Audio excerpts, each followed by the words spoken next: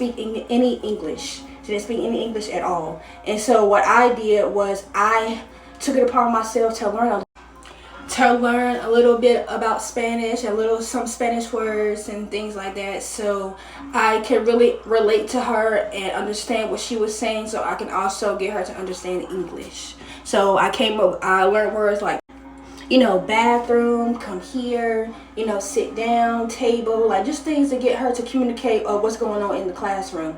So what I did was, while I was learning, I was also including that into my lessons. So maybe to help her and help the kids, transition together to make it seem like that she's not the only one that's speaking Spanish, so she feel different. I had the students also learn Spanish words as well, like the colors in Spanish, maybe the shapes in Spanish, seeing the alphabet in Spanish, do the numbers in Spanish, to get her, in the classroom comfortably. So she won't be seen like an outsider, like everybody is not for her. She doesn't have any friends. They are now relating to her, and also they are now able to communicate with her, and she's able to communicate with them, and now they're learning Spanish from her, and now she's learning English from them. And so it's like a collaborative type of environment into the classroom.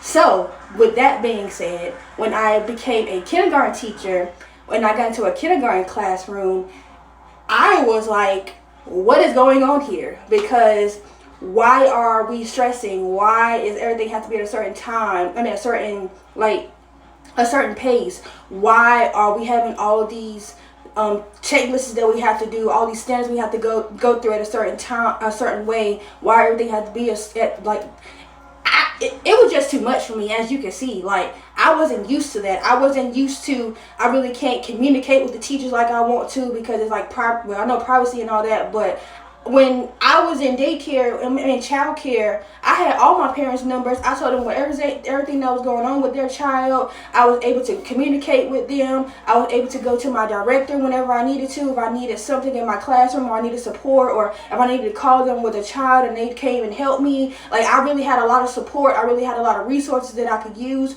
and not even resources that was in the child care center, but resources that I could use for myself outside of that, what I could bring into my classroom.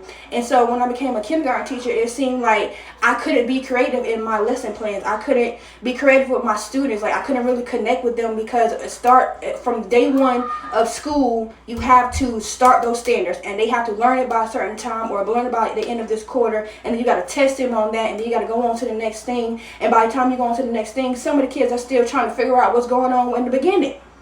But you can't go back, because you have on a certain timeline. So by the end of the year, you have to go on to the next group.